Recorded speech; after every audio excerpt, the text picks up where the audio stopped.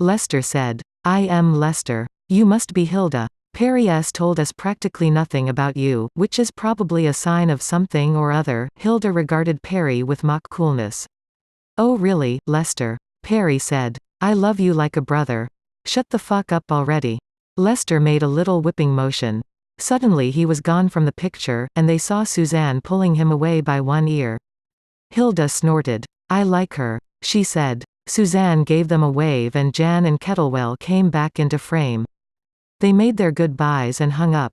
Now Hilda and Perry were alone.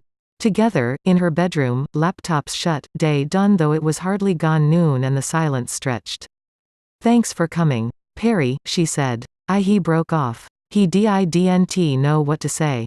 They had only known each other for a day, only had a one-night stand. She probably thought that he was a giant creep. I was worried. He said. You should probably rest up some more. Right. He got up and headed for the door. Where do you think you're going? She said. Figured I'd let you rest. He said with a half shrug. Get in this bed this instant, young man. She said, slapping the bed beside her. And get those stinky clothes off before you do. I want to have you getting my sheets all covered in your travel grime. He felt the foolish grin spread across his face and he skinned out of his clothes as fast as he could with his cast on. They didn't leave the house until suppertime, freshly showered. She'd been a delightful help in scrubbing those spots where the cast impeded access, and changed. Perry took a painkiller after the shower, which kicked in as they went out the door, and the autumn evening was crisp and sharp. They got as far as the corner before the man approached them. Perry Gibbons, isn't it? He had an English accent, and a little pot belly, and a big white bubble jacket and a scarf wound round his throat. That's right. Perry said. He looked at the guy. Do I know you? No. I don't think so. But I've followed you in the press. Quite remarkable, thanks. Perry said. Being recognized, how weird was that? Cool that it happened in front of Hilda. This is Hilda, he said. She took the man's hand, and he grinned, showing two long rat-like front teeth. Fred, he said. What an absolute delight running into you out here of all places. What are you doing in town? Just visiting with friends. Perry said. Wasn't there some kind of dust up at your place in Florida? I saw what they did to the ride here. What a bloody mess, yeah. Perry said. He pointed at his casted arm. Seemed like a good time to get out of Dodge. Hilda said. We're getting some dinner, if you'd like to come along. I wouldn't want to intrude. No, it's no sweat. We've got a whole bunch of people associated with the ride meeting us. You'd be more than welcome. Goodness, that is hospitable of you. How can I refuse? Luke and Ernie were there with their girlfriends, and there were more kids, Midwestern and healthy even if they weren't necessarily all Scandic, some Vietnamese kids. Some Hmong, some Desis descended from the H-1B diaspora. They had a gigantic meal in a student place that was heavy on the potatoes and beers the size of your head, which Perry resisted for a couple hours until he figured that he demetabolized most of the painkiller and then started getting just short of roaring drunk. He told them war stories, told them about death weights, told them about the co-op and the plan to fight back. That just doesn't sound right to me. Said a friend of Luke S., a law school grad student who had been bending Perry's ear all night with stories from his law clinic work defending university students from music industry lawsuits. I mean, sure, go after the cops because they roughed you guys up, but how much money do the cops have? You gotta target some fat cash, and for that you want to go after Disney. Abuse of trademark, abuse of process, something like that. The standard's pretty high, but if you can get a judgment, the money is incredible. You could take them to the cleaners. Perry looked blearily at him. He was young, like all of them, but he had a good rhetorical style that Perry recognized as something born of real confidence. He knew his stuff, or thought he did. He had a strawberry mark on his high forehead that looked like a map of a distant island, and Perry thought that the mark probably threw off the kid's opponents. So we sue Disney and 5 years from now we cash in. How does that help us now? The kid nodded. I hoped you'd ask me that. I've been thinking about this a lot lately. Here's what you need to do. Dude, here's the fucking thing. The room had grown silent. Everyone leaned closer. Fred poured Perry another beer from the pitcher in the middle of the table. Here's how you do it. You raise investment capital for it. There's a ton of money in this, a ton. Disney's got deep pockets and you've got a great case. But like you say, it'll take 10, 15 years to get the money out of them. And it'll cost $1 million in legal fees on the way. So what you do is, you create an investment syndicate. You can maybe get $30 million out of Disney, plus whatever the jury awards in punitives, and if you keep half of it, you can deliver a 15x return on investment. So go find a millionaire and borrow $16 million, and turn the defense over to him. Perry was dumbstruck. You re-joking. How can that possibly work? It's how patent lawsuits work. Some dickhead engineer gets a bogus patent for his doomed startup, and as they re-sinking into the mud, some venture capitalist comes and buys the company up just so it can go around and threaten other companies with real businesses for violating the patent. They ask for sums just below what it would cost to get the U.S. Patent and Trademark Office to invalidate the patent, and everyone ponies up. Venture capitalism is the major source of funding for commercial lawsuits these days. Fred laughed and clapped. Brilliant. Perry, that's just brilliant. Are you going to do it? Perry looked at the table, doodling in the puddles of beer with a fingertip. I just want to get back to making stuff, you know. This is nuts. Devoting 10 years of my life to suing someone. You don't have to do the suing. That's the point. You outsource that. You get the money, someone else does the business stuff. Hilda put her arm around his shoulders. Give the suits something to occupy themselves with, otherwise they get antsy and stir up trouble. Perry and Hilda laughed like it was the funniest thing they'd ever heard. Fred and the others joined in, and Perry scrawled a drunken note to Jan and Kettlewell with the info. The party broke up not long after, amid much chortling and snorting, and they staggered home. Fred gave Perry a warm handshake and treated Hilda to a lingering, sloppy hug until she pushed him off, laughing even harder. All right then. Perry said. Home again, home again. Hilda gave his groin a friendly honk and then made a dash for it, and he gave chase. Photo. A drunken Perry Gibbons gets a how's your father from Ride Bride Hilda Hammerson. Madison. Why? Say you managed to inspire some kind of movement of techno-utopians who built a network of amusement park rides that guide their visitors through an illustrated history of the last dot-com bubble. Say that your merry band of unwashed polyamorous info hippies was overtaken by jackbooted thugs from one of the dinosauric media empires of yesteryear, whose legal machinations resulted in nationwide raids, beatings, gassings, and the total shutdown of your movement. What would you do? Sue, call a press conference. Bail your loyal followers out of the slam. Get laid, get shit-faced, and let a bunch of students spitball bullshit ideas for fighting back. If you picked the latter, you're in good company. Last night, Perry Gibbons, SOI distant founder of the Rastafarian religious cult, was spotted out for drinks and cuddles with a group of 20-something students in the backwater town of Madison. Why, a place better known for its cheddar than its activism. While Gibbons regaled the impressionable post-adolescents with tales of his daring do, he avidly noted their strategic suggestions for solving his legal, paramilitary, and technical problems. One suggestion that drew Gibbons' attention and admiration was to approach venture capitalists and beg them for the capital to sue Disney and then use the settlements from the suits to pay back the VCs. This mind-croggling Ponzi scheme is the closest thing to a business model we've yet heard of from the chip-addled techno-hippies of the new work and its post-boom incarnation. One can only imagine how our Ms. Church will cover this in her fan blog, breathless admiration for Mr. Gibbons' cunning in soliciting yet more way-out-of-the-box thinking from the junior Guevaras of the Great Midwest, no doubt. Perhaps Gibbons can be afforded a little sympathy. Though, his latest encounter with Florida law left him with a broken arm, and it may be that the pain medication is primarily responsible for Gibbons' fancy thinking. If that's the case, we can only hope that his young, blonde Scandi nursey will carefully minister him back to health while his comrades rot in jail around the country. This organization needs to die before it gets someone killed. Comments. Write to Freddie at honestfred@textinc.co.uk. Lester interrupted Suzanne's phone call to break in and announce that he'd run rat-toothed Freddie to ground. The reporter had caught the first flight from Madison to Chicago and then gone west to San Jose. The TSA had flagged him as a person of interest and were watching his movements, and a little digging on its website could cause it to disclose Freddie's every airborne movement. Suzanne relayed this to Perry. "Don T, you go there," she said. "He's gunning for the San Francisco crew.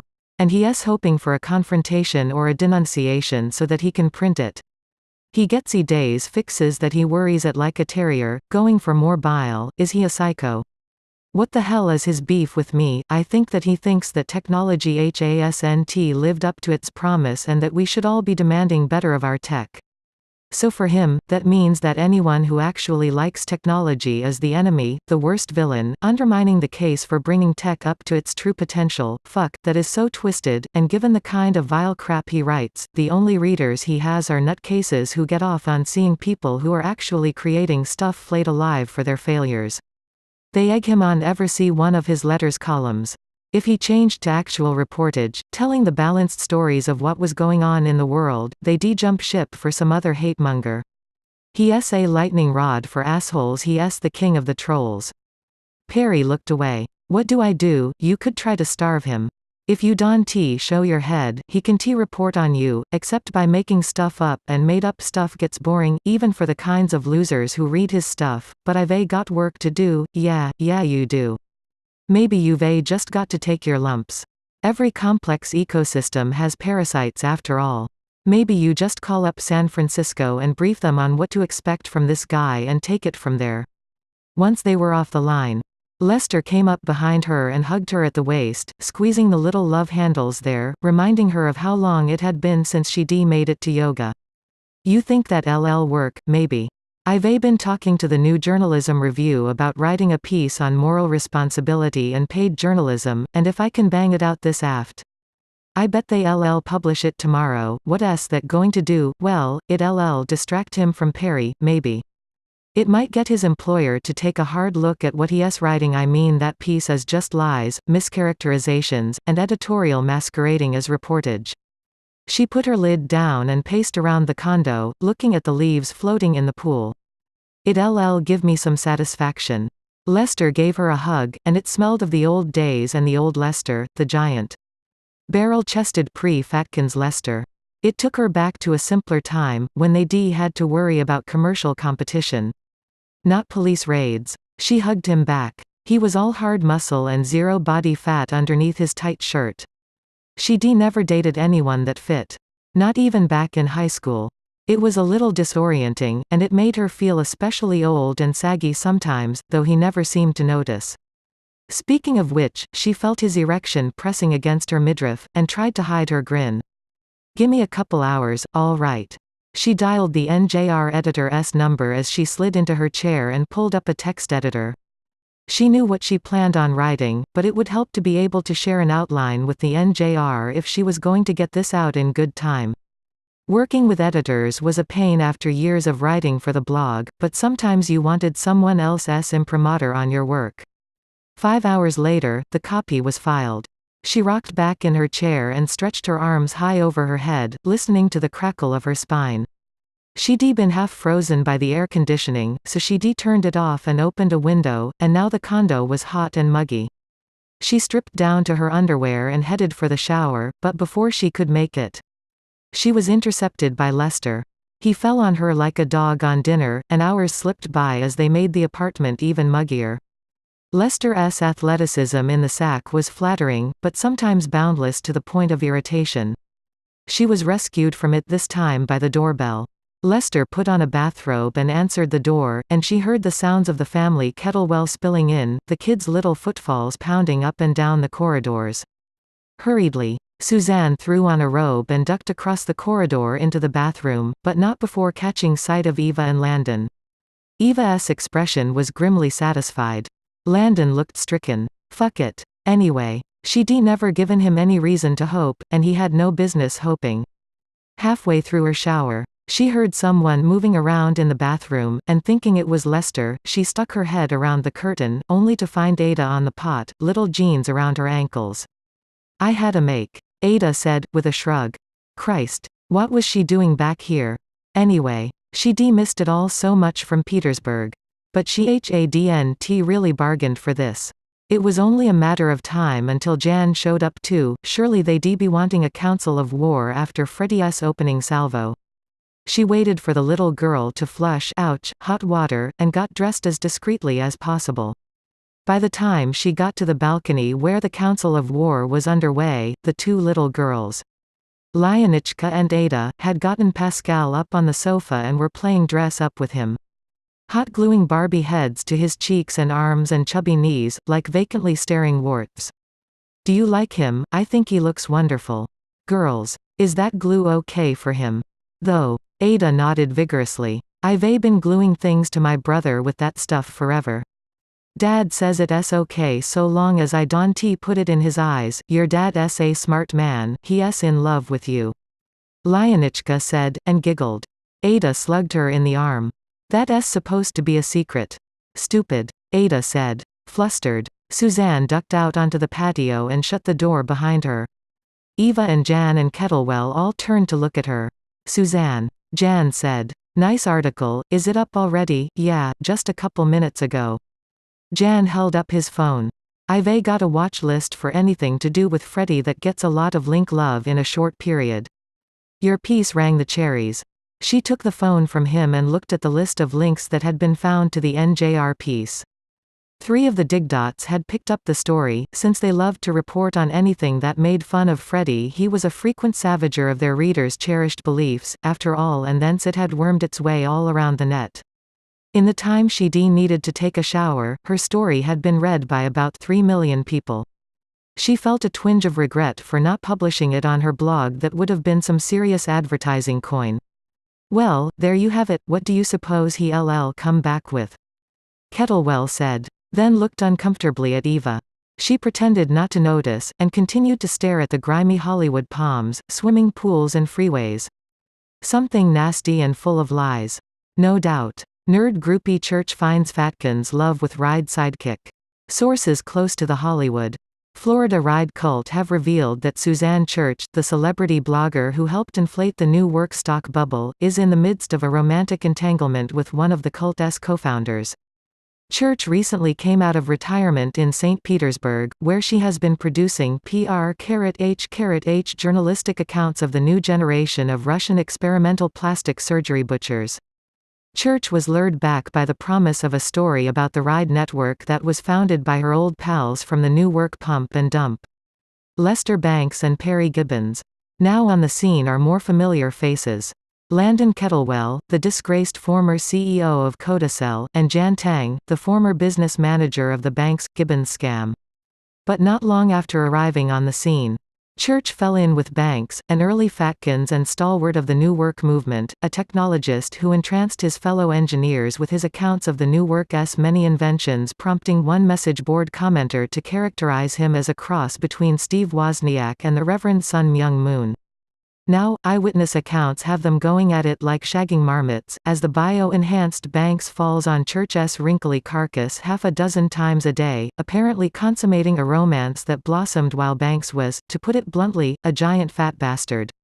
It seems that radical weight loss has put Banks into the category of blokes that Suzanne Church is willing to play hide the sausage with. All this would be mere sordid gossip but for the fact that Church is once again glowingly chronicling the adventures of the Florida cultists, playing journalist, without a shred of impartiality or disclosure. One can only imagine when the other, financial shoe will drop. For wherever Church goes, money isn't far behind. Surely there's a financial aspect to this business with the ride. Update. Indeed there is. Further anonymous tipsterism reveals that papers have been filed to create a cooperative structured like a classic Ponzi scheme, in which franchise operators of the ride are expected to pay membership dues further up the ladder. All the romance of Church's accounts will certainly find a fresh batch of suckers if there's one thing we know about Suzanne Church, it's that she knows how to separate a mark from his money.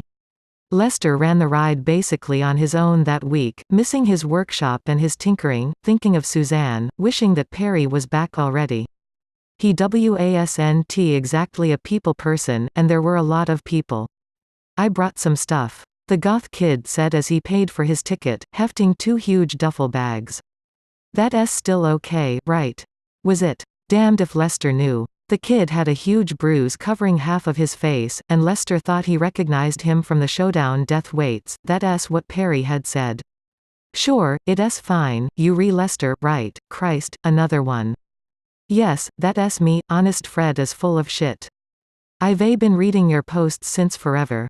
That guy is just jealous because your girlfriend outed him for being such a lying asshole. Yeah, Death waits wasn't the first one to say words to this effect. Suzanne had that honor and he wouldn't be the last.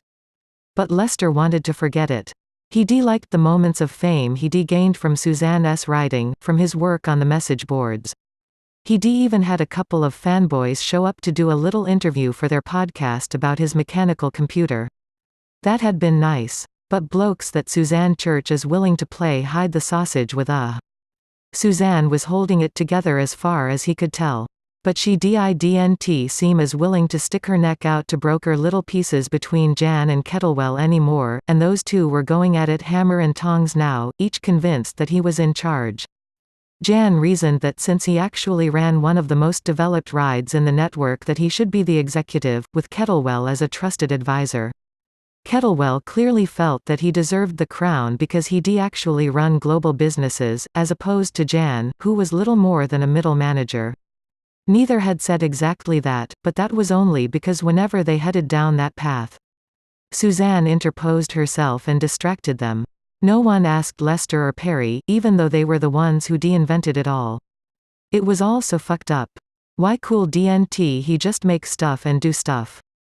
Why did it always have to turn into a plan for world domination? In Lester's experience, most world domination plans went sour, while a hefty proportion of modest plans to make something cool actually worked out pretty well, paid the bills, and put food on the table. The goth kid looked expectantly at him. I am a huge fan, you know. I used to work for Disney, and I was always watching what you did to get ideas for new stuff we should do. That's why it's so totally suckballs that they accusing you of ripping them off. We rip you off all the time. Lester felt like he was expected to do something with that information, maybe deliver it to some lawyer or whatever. But would it make a difference? He didn't get any spit in his mouth over legal fights. Christ, legal fights. Thanks. You read Death Waits, right? Perry told me about you. The kid visibly swelled. Yeah. I could help around here if you wanted, you know. I know a lot about ride operating. I used to train the ride runners at Disney, and I could work any position. If you wanted, we're not really hiring. Lester began. I am not looking for a job. I could just, you know, help. I don't have a job or anything right now. Lester needed to pee. And he was sick of sitting here taking people's money. And he wanted to go play with his mechanical computer. Anyway, Lester. Who's the kid taking ticket money? Suzanne's hug was sweaty and smelled good. Look at this, Lester said. He flipped up his magnifying goggles and handed her the soda can.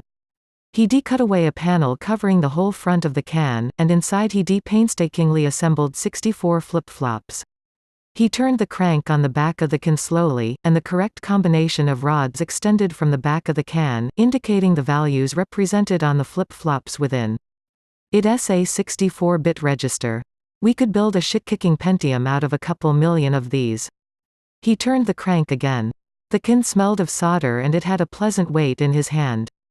The mill beside him hummed, and on his screen, the parts he catted up rotated in wireframe. Suzanne was at his side and he just built something completely awesome. He'd taken his shirt off somewhere along the afternoon's lazy, warm way and his skin prickled with a breeze. He turned to take Suzanne in his arms. God, he loved her. He'd been in love with her for years now and she was his. Look at how cool this thing is. Just look.